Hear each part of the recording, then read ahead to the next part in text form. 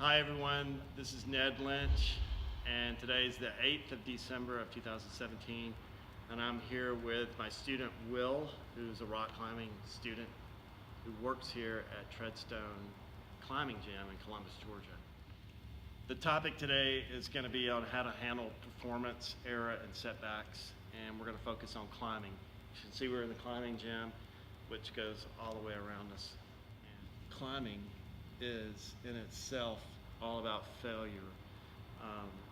Dr. Adiza discusses in his book on baseball that baseball is a game of failure, where climbing, I think, is more of a sport of failure than any sport I've ever been in, it seems. Sure. There's always some adversity and setback, and you have to figure out how to keep going. So that's what we'll be talking today, and I'm going to be taking some things from my past that I use to keep myself alive in combat and try to translate that into a routine that we can use in rock climbing. So it's not a matter of adversity or failure or setbacks that's going to occur, because we know when we go out and climb or we're climbing in the gym that that's a high possibility. Absolutely. And it's a reality, so we have to take responsibility for that reality and have a plan of action. Sure. So adaptive sports are sports for people who have a disability, and a lot of these people who have these major setbacks, I don't even know if you can really call it a setback, because many times they come back stronger than they were, and they look back and go, there's opportunity and adversity, and people who have lost limbs can either go two paths. One, they can just go down the valley and now they're depressed for the rest of their lives and they don't do anything, and then there's the people who actually continue on. So that adversity is actually a stepping stone and the process of gaining strength. And so these people end up doing even bigger and better things because of that. Absolutely. I mean, that's some of the great motivation. A mentor to me, and the person that actually got me interested in rock climbing in the first place in this gym, Timothy Burt, was an amputee, lost his right leg, and climbed with a prosthetic. Really? Mm-hmm. Climbed with a prosthetic, still climbs with a prosthetic till this day in this very gym that we're in right now. And probably my first year of climbing, he was a lot better than me. I mean, granted, this was an older gentleman too, late 50s, you know. I was 17, 18. It took me a year to catch up to him. Had, 40 years on me and a prosthetic leg, and he was climbing 510B, 510C. Really? At that age. No challenges that can't be overcome, at least. So. Right, man, that's an inspiring story. I got to remember that. So the overview today, we'll talk about just some self-awareness things that can help us stay in the moment, so that we are aware of when we need to counteract and use a routine to try to get back centered and back in the moment, so that we can continue on and not let that setback or adversity affect the rest of the climb or the day or whatever. And so I have this mental recovery plan that I'll intertwine in with that acronym that I taught you last time called GRIT. And so we'll discuss that a little bit more detail. And then, so with that, let's get right into self-awareness. There's hundreds of ways to be self-aware of yourself. And so you have to figure out what works for you best. And if you don't have any tools, then you take one that someone has and then you modify it and you test it out and then you see how it works. I like to think of self-awareness as an element of situational awareness. Okay. And situational awareness is in the moment right now, but you got to know a little bit about the past that's relevant to be able to apply it to the current moment to impact the near future, or the future, 2 minutes from now as well. You got to have kind of like a stepping stone approach. And so if you're totally channelized in the moment without any knowledge of the past or the future with your plan and how to anticipate modifying that plan, then you're channelized in the moment with and that basically strangles you, and basically there's no action, is the way I see it. It's inaction if you're totally channelized. And that was an issue in a fighter jet, is that when you had channelized attention, you would lose your situational awareness, and then task saturation would come upon you, and then you would get that tunnel vision. And tunnel vision is talked a lot about in rock climbing. Absolutely, yeah. And so when you do get tunnel vision, that's a form of awareness in itself. Sure.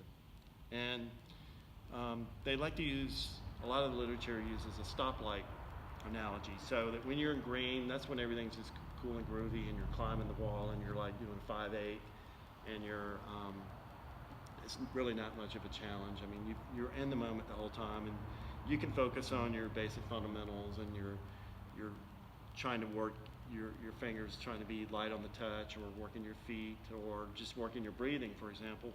So you're just in the green. You're optimistic. You're confident that everything's going good. But then you step it up a notch to, say, a 510 route, 510A, and you're going across the roof, and you miss a clip, and you start getting a little frustrated, and you feel that heart rate go up, and then you know what happens when you get tunnel vision. I mean, everything kind of, you just start grabbing for anything. Right. And what usually happens after that? Normally you fall. Yeah, you fall. Normally you fall. So it's a self-critiquing sport. Sure. No doubt. What do you use to stay aware of what's going on? Just, when I'm on the ground before I actually start, if I'm gonna climb the roof or something like that, I mean, that takes a lot for me to talk myself up, and I'm just constantly making myself aware of it on the ground, and it's something that I'm just constantly thinking about as I'm climbing, you start getting like emotion worked up, and I've thought about it so much on the ground and being outside of climbing that, it's hard for me to not think about it once I'm on the wall. One more move. One more move, one more climb. Well, that's goal setting in itself, is one step at a time, one process.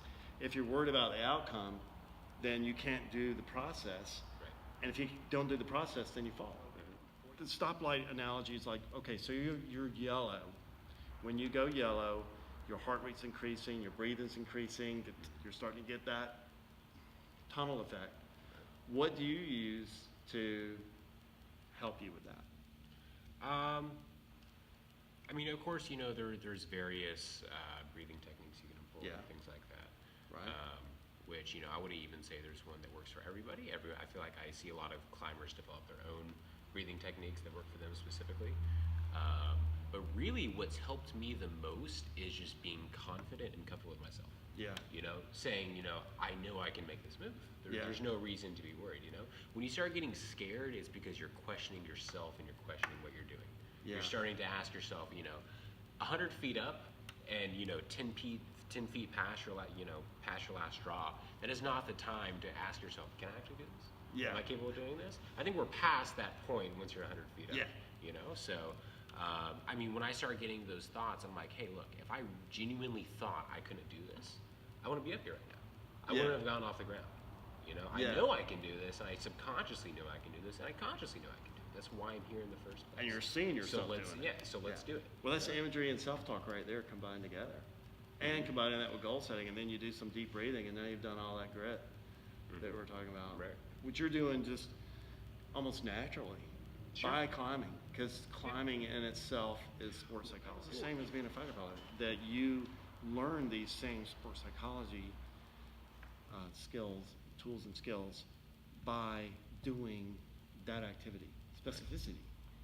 And, well, you had to learn it or you wouldn't survive. Right. And this is the same thing in here.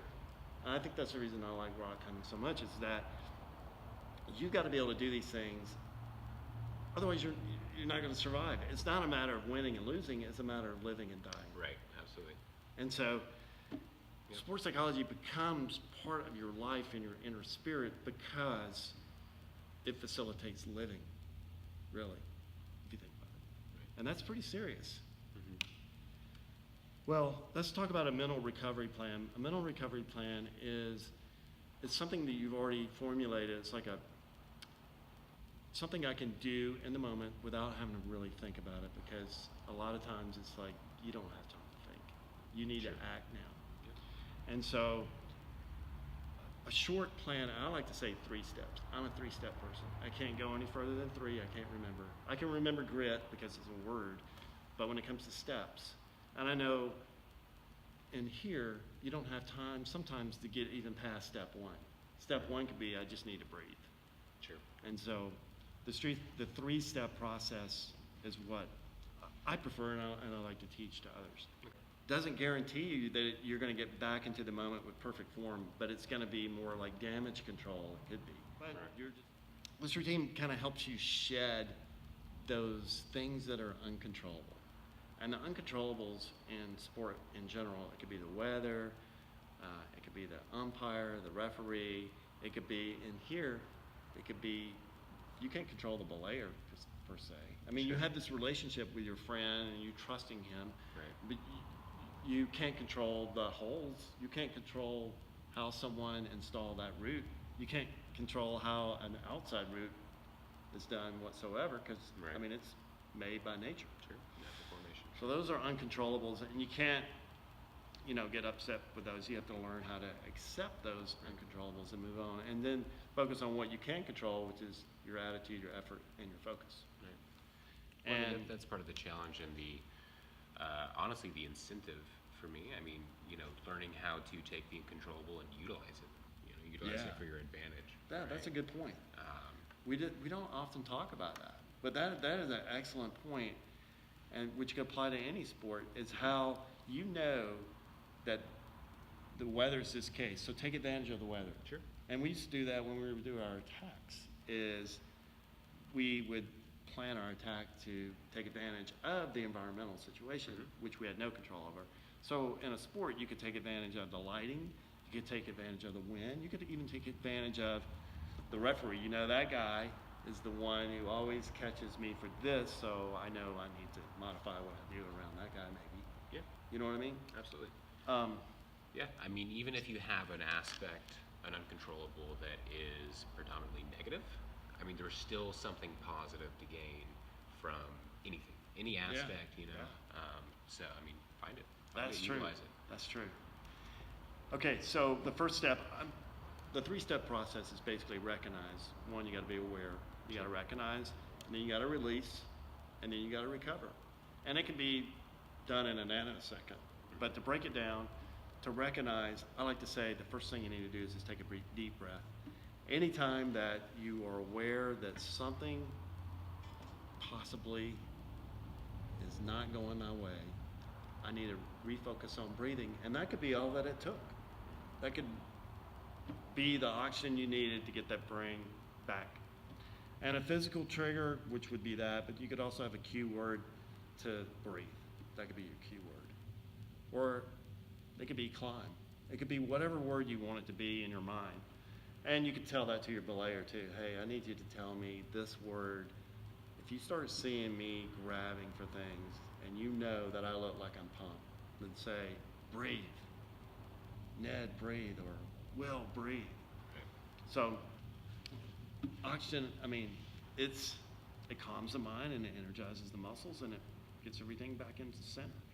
I mean, your body needs oxygen at all times. You can go for a week without food or even longer. You can go for several days without water. You can only go a few minutes without breathing. So it shows you how important it is. The middle or the second step is release. And this is where you can intertwine in a variety of the items that we talked about a while ago with grit. You can refocus on the task and versus yourself and the process. And the process is just one step at a time or one move at a time. I need to make it to this hole. And I'm going to do my twist and lock. I'm going to use straight arms. I'm going to use quiet feet to get there.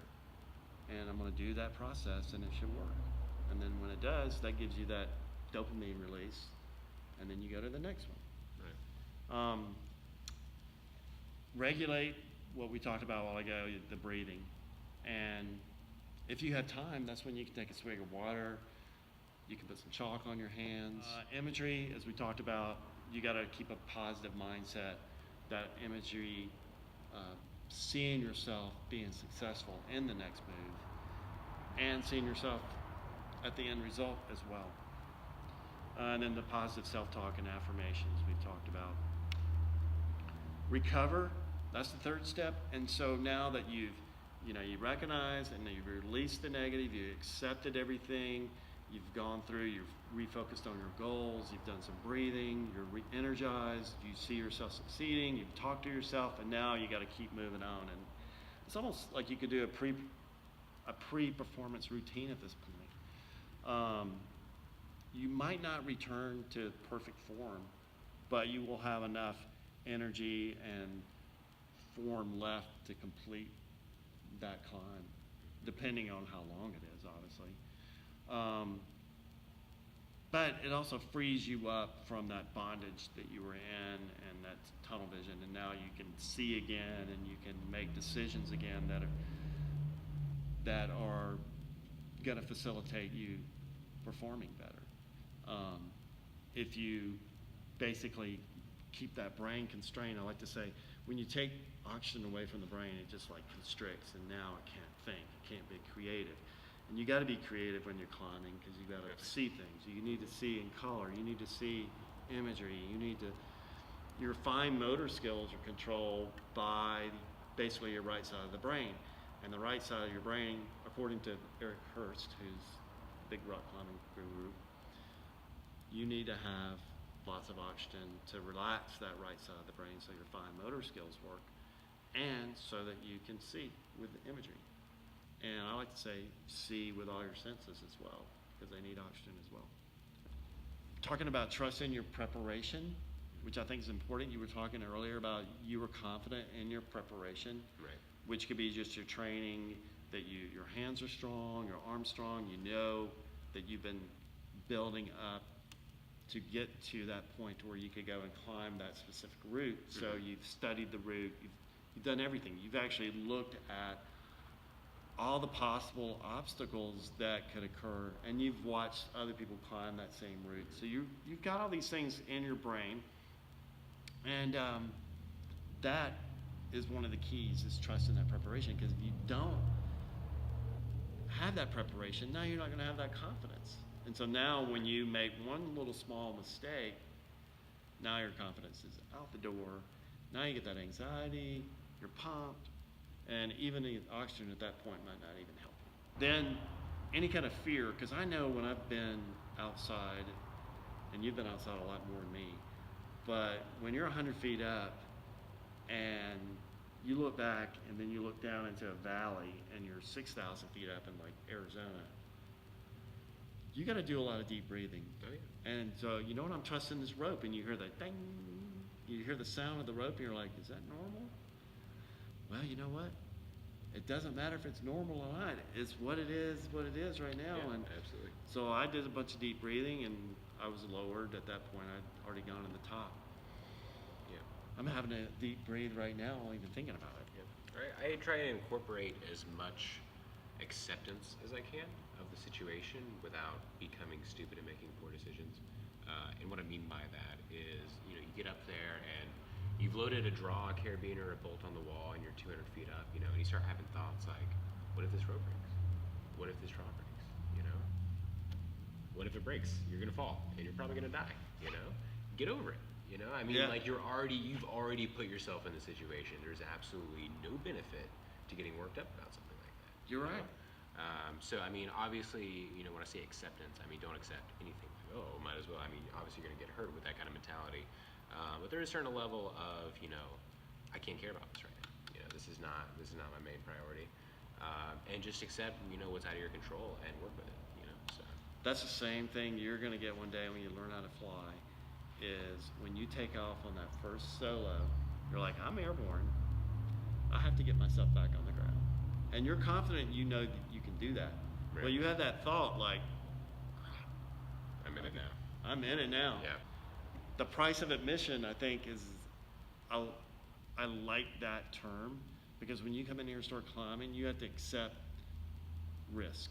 It's the price of admission, risk. Mm-hmm. If you don't, then you don't need to be doing this sport. Yep. And I mean, we make sound risk management decisions, but we also can't just reduce all the risk. Sure. And there's adventure in risk as well. And I mean, that is adventure in itself. If there was no risk, then it wouldn't be adventure. So just coming to a gym is adventure, but if you're going to go do bench press, there's no adventure in that. Nope. This is full body workout and adventure at the same time. Don't think of it being possible, think of it being probable. Because we can go, yeah, well, everything is possible. True. That's kind of an overstated phrase. Well, Sure. it's possible. But probable means that you're confident that you can actually do that route. So that failure, every time you fail, you learn, okay, I don't need to do that next. I need to do something else. So you come back with a different plan of action to work yourself around that failure. That is discussed here is productive self-talk that facilitates you to continue on. I mean, you can do affirmations and whatever works for you, but it has to be productive. And then process-oriented imagery is based on that next step versus going too far into the future, because then you're missing out on the process at that point. Summarize. So you want to verbalize the process and the outcome goal before you start climbing, and then use positive self-talk as you verbalize that, and then visualize with all your senses conducting that exact process each time and successively attaining that outcome at the very end. And then see yourself there, and then use deep breathing and return to the moment to be present and ready. So I appreciate your time, Absolutely. Will. Yeah. It's always a pleasure. I look forward to climbing with you more often, definitely.